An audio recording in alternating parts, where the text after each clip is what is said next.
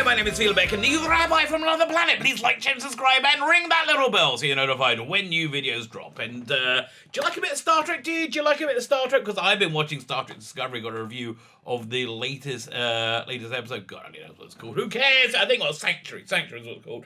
But generally speaking, who cares? It was directed by Jonathan Frakes. But if you like a bit of Star Trek, this might not be for you. This might not be for you. If you like a lot of Leo crying and hugging in space, this might be your time to shine. I'm going to be doing a review of the Star Trek Discovery episodes. For my sins, I have watched it.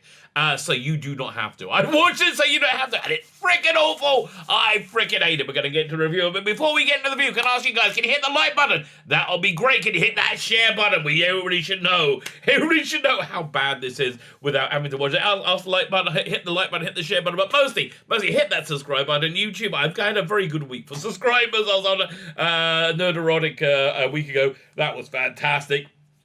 Had a big story, blew up. That was also good. But YouTube doesn't like it. YouTube keeps whipping my subscribers off me as fast as I can get. So if you can hit that subscribe, and if you subscribe, really, genuinely, make sure you're still subscribed. It's a thing. It's weird. I don't know what they do. Now, if you subscribe, of course, you can enter my weekly competitions. This will be going out not this Saturday, not this Sunday, which will be the 6th, I think the 13th, we're giving the prize away on the TARDIS. It is Ghostbusters. How much more Christmassy can you get? A nice Ghostbusters Blu-ray. It's got tons of extras. What's it got? The Slimer mode, picture-in-picture, and pop-up trivia track. Those always kind of annoy me. You know, I want to watch the movie when I'm watching it. They did that with the Game of Thrones ones as well. It really annoyed me, those. Ecto 1, resurrecting the classic garb. Oh, that's good. Ghostbusters Garage. Ecto 1, more Ecto 1, making a Ghostbusters and video game. Video game was really good. Anyway, to win this fantastic prize, all you need to do, subscribe to the channel, subscribe, and in the comments leave the hashtag. Who are you going to call? Hashtag who are you going to call? Go check the video notes right down below. It will tell you everything you need to know to win this prize. And while you're checking the video notes, while you're checking that, go and check out my Indiegogo. I'm going to give it a sign-up list so people can be informed when I launch this campaign. I've got these two graphic novels over here, which are freaking awesome. If I must review them myself, freaking awesome. But right now, I'm not asking anything other than your email address. You can add your email address to my sign-up list. That is fantastic. It's a numbers game. The more people you have signed up, the better you do. And I want to do very well. I want let it not be said I'm being coy about that. I do want to do very well. So if you can add your name to that, would be fantastic. If you do add your name, by way of a little incentive, you get one of these art cards free with any purchase.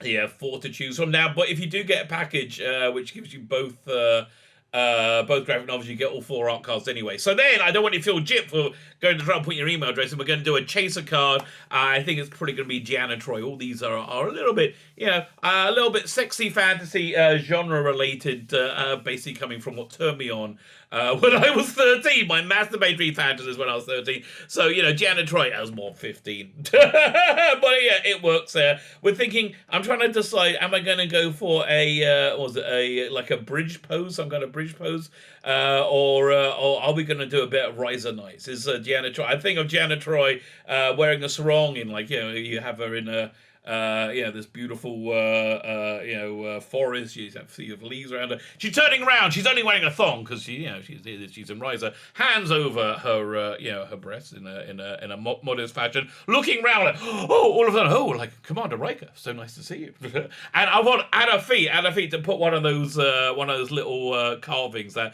if you had out, basically said, "I'm up for a shag." The up for a shag little totem. I like them. So that's one thing I'm doing for the chaser card. And we're talking about Star Trek. So now I'm getting sad again because we've got to talk about Star Trek Discovery. Let's talk about it. So it starts off, we have the recap, and oh God, why do you have to remind me how much I hate this show? Right when it starts, you're showing the greatest hits on the worst of Star Trek. Lots of Burnham being the bestest ever. And, we got this little recap of when she talked to Vulcans last week in a greatest soul saint voice. I found the sauce of the burn. I mean, it's just watch it. It's so weird. This delivery is so bizarre. So we get over the recap, and we got Michelle Yeoh. She's getting her freakouts looked into by Dr. Gay. Was it Dr. Kuba? I call him Dr. Gay because that's basically who he is. Yeah, I do want to point out that Dr. Gay and all the characters in the LGBT ghetto that they made, because the people writing this thing are big segregationists. They don't like people intermingling. So you have all the black people over here, you have all the women over here, you have all the gay trans people over here, and they all have to clump together because that's the way they view life, as being, everything being better for that. And they do like a bit of segregation. So anyway, all the characters in the gay ghetto, Dr. Gay, Stamets, and Adira, they have no characteristics which isn't directly connected to their LGBTQI-ness. Everything relates directly to that. So yeah, I think it's kind of fair calling him Dr. Gay, because that's essentially who he is. He's Dr. Gay, and he's looking over Michelle Yeoh, and she's saying, "Oh, you got bad things going on," and she's like, "Shut up! I'm a mean, nasty person." So then they call in Burnham to hold a hand. Michelle Yeoh's hand while she's having a scan. I'm not making this up. Okay, that actually happened. That's real. Because she's the best as ever, and she just needed to be there, right? So it turns out this whole plot thread really doesn't matter for this episode. It's setting us stuff up for next week. So I'm gonna kind of gloss over it, which is what they really should have done. Look, guys, you're writing Star Trek in it. I think it behooves you to go and watch Star Trek.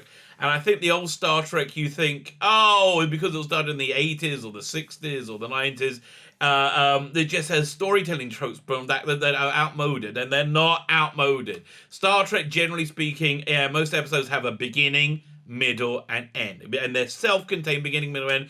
If you want to put some season arc stuff in it, you can, but you can only spend a few seconds on it. You can't make it major scenes you've done here, because it makes the whole thing very confused and diffused, and it just doesn't really bloody work. It doesn't work at all. So anyway, they called in Michelle Yeoh, they called in Burnham to hold Michelle Yeoh's hand during the scan. She's freaking out about it.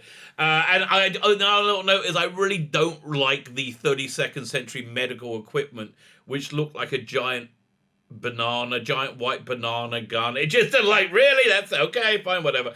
Then Burnham goes from holding Michelle Yeoh's hand to take another confession / counseling session from Bookins, because she's got to help somebody else, because she's the best as ever, and nobody can cope without Michael Burnham.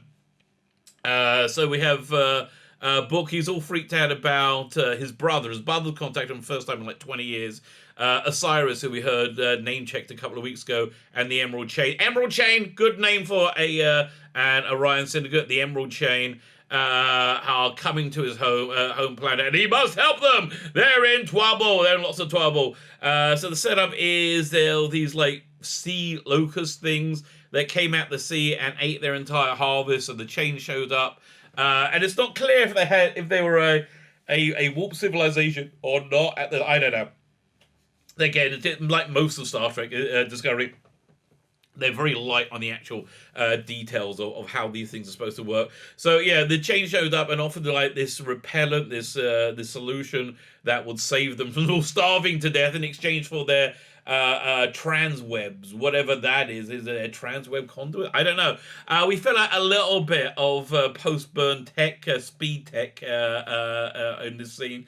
So he says his home planet is 2 weeks away at warp. Well, they could go by a transwarp tunnel, but there's a less than 50% chance of surviving that. Okay, whatever. So Admiral Sane, I call him Admiral Sane because he's the only one who's freaking sane in this show. I remember the actor, but I do quite like him. Admiral Sane says very sanely that he can't risk Discovery with the only operating, instantaneous travel drive, on this planet, which has there's hundreds of planets, all of them in exactly the same situation. You can't really risk Discovery on that. So Saru says, still very calmly, and says, no, we should. We'll just go there as observers. And Admiral Sane is like, well, okay, I know I'm Admiral Sane, but I'll be insane for this choice. So Saru talks him around, and then we cut to Asira. We get to meet her at last.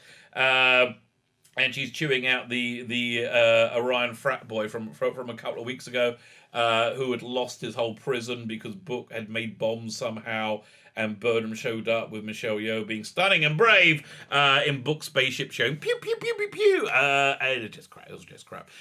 So he's in trouble, and he as his punishment he gets beamed in to be eaten by a trans worm, which he gets from Book's planet. So there's a trans worm. Like, maybe that's what they had to give them, trans worms to get that repellent. Are trans worms things that make trans walk cod? I don't know. I know. Maybe the trans webs are trans worms, and I just didn't hear what they're saying.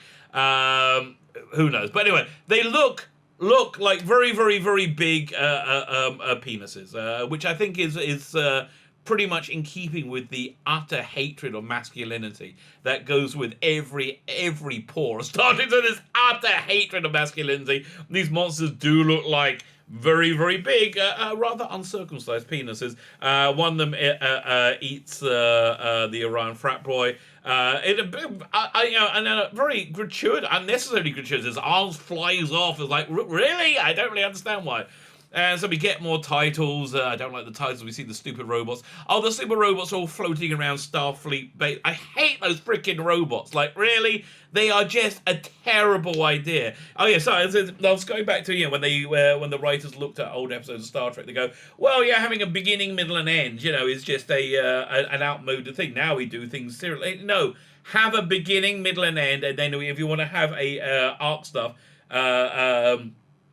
put it in naturally rather than and like as a small thing rather than making it a main thing for the episode. It detracts from the main story. And it just doesn't work. It's not an outmoded storytelling trope. It's how you tell stories. How you tell good, effective stories is having a beginning, middle, and end. Something that Star Trek Discovery is not really, really, really very good at. So anyway, Tilly is now first officer because nothing matters. She's first officer, and that seems more like she's an intern. Like going over Saru's appointments. I think that's how they view life. These crazy idiots' children. I think they're viewing it like she's an intern. And there's one good bit where Saru says, "And what about the special matter?" Saru's trying to find his catchphrase. Like his engage or hit it or whatever. And that I quite like that. Punch it or. That all does that works well. But again, you have a few. Even a stop clock works twice. There, you have a few bits that aren't awful. I think just law of averages. You're gonna hit that. So then they stop by and see. They go to the LBGTQI plus ghetto with Stamets and Adira, and they've worked out using the data that Burnham got by asking a very simple question that nobody in the future could work out to ask. Again, if they want to have Burnham be the key to, or Discovery, which would make more sense, be the key to solving the burn, have it be that they use some kind of ancient technology which is outmoded, which makes them see things in a different way. Don't have them go, oh, I just thought of something that you didn't think of because I'm the bestest ever! Don't do that. That's bad. You know how it's bad? It's called Star Trek Discovery. So they've worked out the source of the burn, and there's a music file playing there in the middle. It's that music, that song you've heard repeatedly. Adira plays that song, and somehow that's piggybacking on the back of a signal from a Starfleet distress. Starfleet distress signal. So it's going to be there's a Starfleet vessel at the beginning that calls the burn. When we find out what it is, it's probably going to be Discovery or Enterprise or something with like a dun dun dun, like a thing like drop, a conclusion moment, like a big dramatic moment that won't make any sense when you think about it for more than 2 seconds. Why wouldn't it make any sense after you think about it for more than 2 seconds? Because the people writing this aren't able to think for more than 1 second. So that's why they're not really doing so well at thinking things through. But at least this bit here is successful in what I was just talking about, seeding an arc story within an individual story. That worked because it wasn't a major part of the episode that you went back to. It was one scene, and it put you put the series in a direction, right? Which, okay, fine, that's fine. Now on top, yeah, which is completely different from the was it the Jojo, the Philippa Jojo Michelle Yeoh storyline. And having two of these arc things going on makes the other one redundant. And the Michelle Yeoh one is more redundant, is completely redundant because she's just a character you can't connect to. They actively make her unrelatable and a nasty character that you don't care about in any way. So she's just like completely redundant. And then we get the pièce de résistance. This is the low point, high point, depending how you want to look at it, of the episode. We get some very heavy-handed religious fundamentalist messaging when in the which is like this total LGBTQI plus fantasy. Adira comes out to Stamets as being non-binary. Oh, who couldn't see that coming? Somebody who's never seen the show, maybe. Of course, she's non-binary, and she sets out her pronouns as being they, them, rather. Annoying. So why do I find this so annoying? Look, if you're non-binary, that's no problem. That's no problem to me. If you believe you are a man despite having a vagina instead of a penis, or vice versa, that's your belief, and that's fine. And I don't need that. Your belief may be correct. I don't know. I genuinely don't know. But it's not a belief I personally subscribe to. You know, maybe you're right. Maybe one's psychological outlook overrides their physical reality. Maybe that's the thing. Okay, maybe. But again, I'm not a supplicant of that religion that I believe that. You know, it's to me, it just seems the science is pretty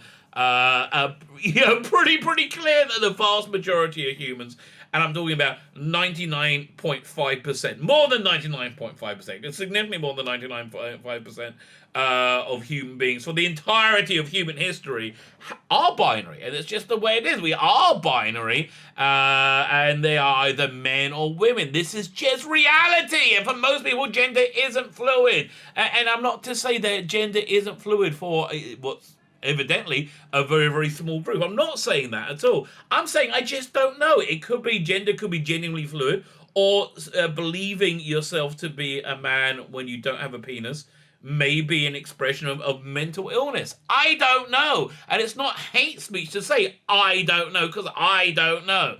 My point is this.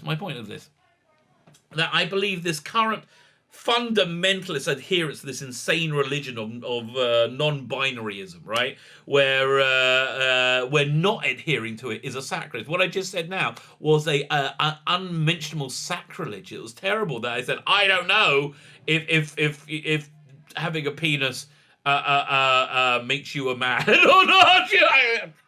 I always kind of did, but I think it's more likely that by the year 2032, we will look back on this time with just insane embarrassment, and it'll be forgot about completely. Let alone in the 32nd century, they're not going to be still doing this bollocks. In any case, it's just a bit of an absurdity to me that you get somebody very famous like Ellen Page, right? And she puts on a baseball cap and says she's a bloke now called Elliot.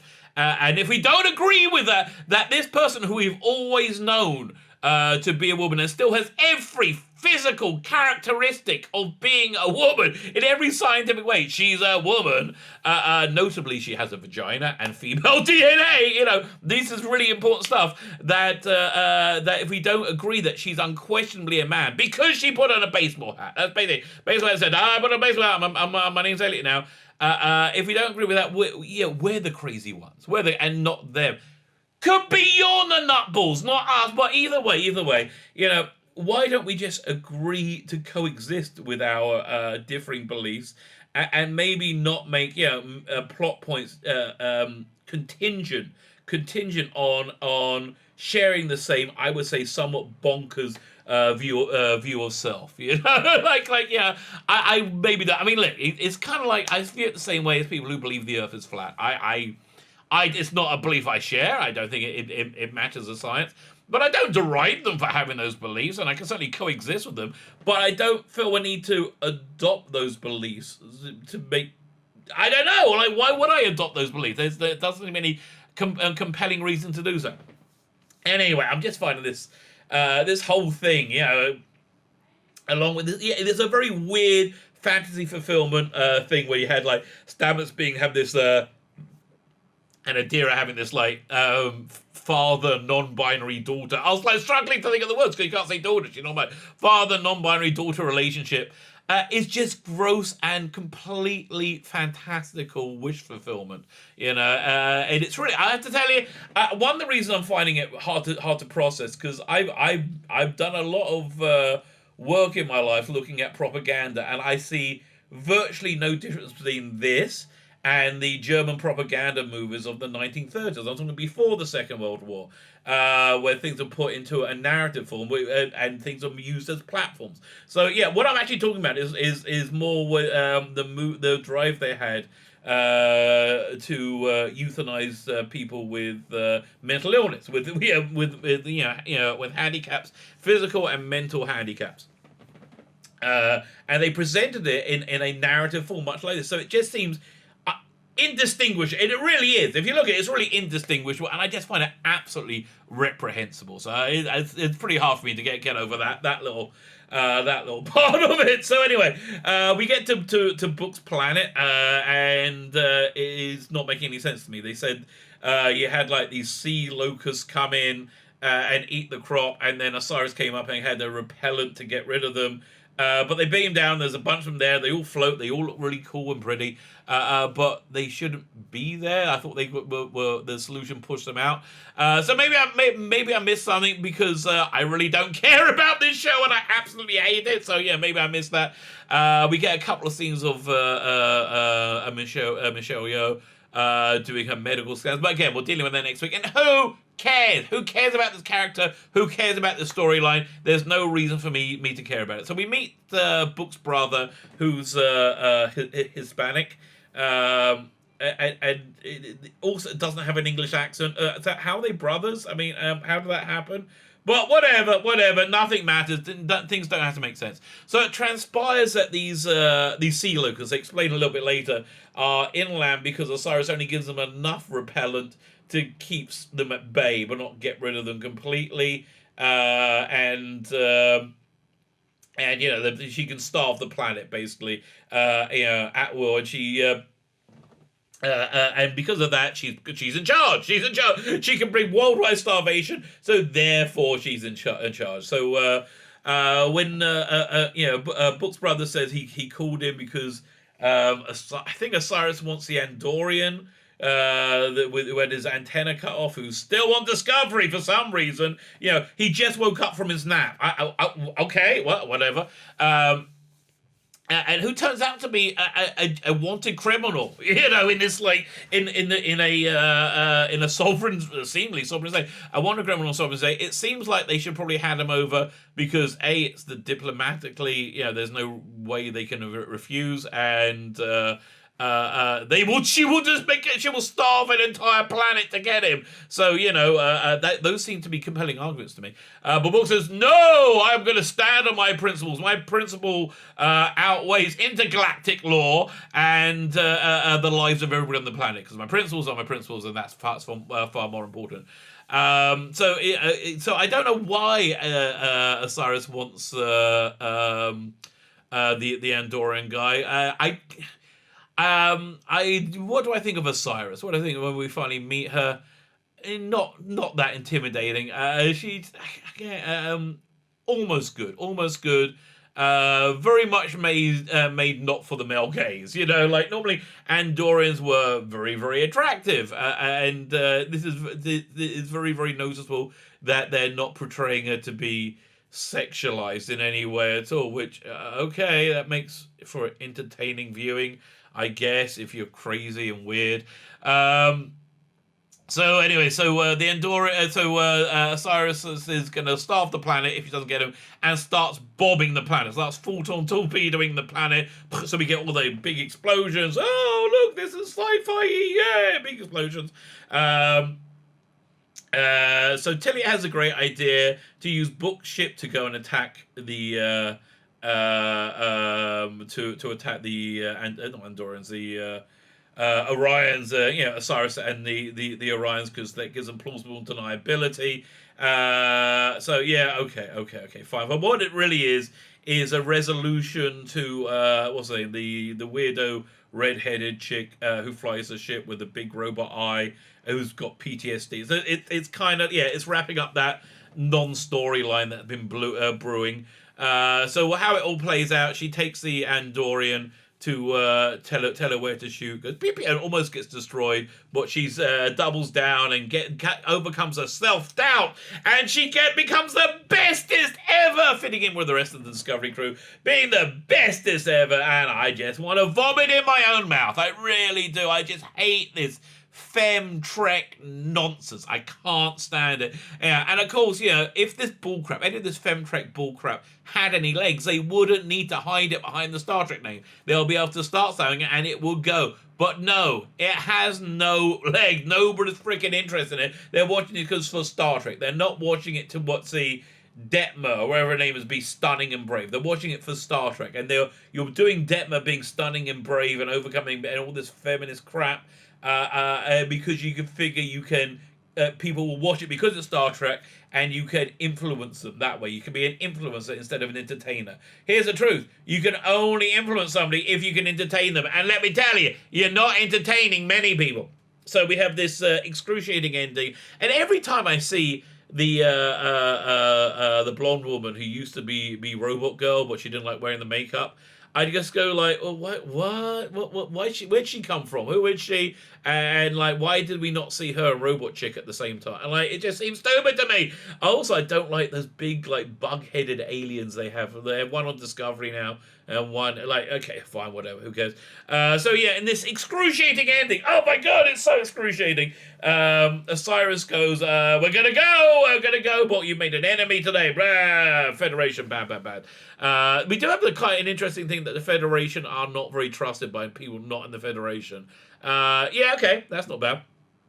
So then after Osiris goes, the Discovery crew uses Book and his brother and Hispanic non-English brother somehow superpowers together to ask the Locusts to leave. Say, we can only ever ask. We can't tell them. We can only ever... Really? Why don't you tell them? Like, can you ask them like a little bit, maybe with a stick? I don't know. Just ask them to leave, and it gets transmitted through Discovery, and the planet is saved because they're the bestest ever! Bestest ever! Oh, I love that bit of the bestest ever. So, in general, in conclusion, I would say this series is an improvement on the previous series. This season, is an improvement on the previous season, because I think they're trying to write sci-fi drama. Right? They're trying to write sci-fi drama, but they're writing a Karen's eye view of what sci-fi drama is, and they don't really know the reason Jodie Whittaker, who plays Doctor Who in England, isn't very good at playing Doctor Who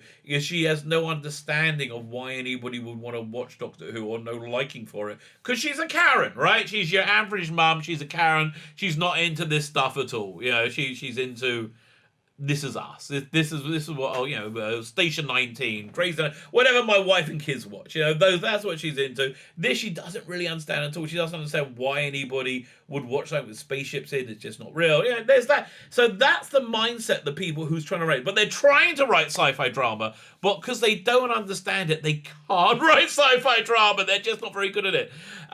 So essentially, the coda for this episode says everything about it. This trip to, Quasion, Book's home planet, was essentially an important date for Book and Burnham, where she got to meet Burnham's Book's family, right? It was one of the, and they're like, I'm really glad that I could be there for. I'm really glad I was there for you. I'm so glad. And now, I've been so feminized. I've been so feminized by this abomination of Star Trek. This feminized abomination of Star Trek. Now I have to go and wash my vagina that has grown. Because I've watched too much Star Trek Discovery. As I keep telling you, I watch it, so you don't have to. If you want to show your gratitude, hit the subscribe button. That's the first thing.